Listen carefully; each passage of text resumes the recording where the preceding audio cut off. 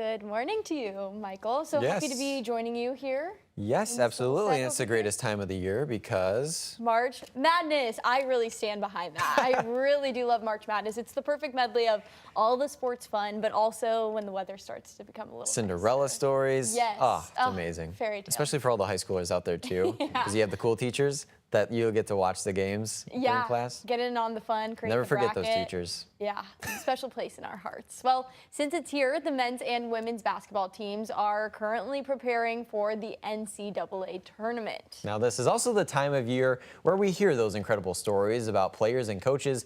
One of this year's inspirational stories is University of Southern Florida head coach Bryan Hodgson. My dad has dementia, and I've been a head coach for 3 years. My dad's never been able to see me coach in person, and he's going to get to watch me coach in person this week in Buffalo, New York. And man, God is so good. I'm so blessed. And so we're going to have a great crowd behind us there. I'm going to have my dad and mom in attendance, and I just couldn't be more thankful. And then I'll get this Trying to get me crying at 7:38 in the morning as Hodgson was adopted at 2 years old. USF, an 11 seed in the tournament, will face number 6 Louisville on Thursday.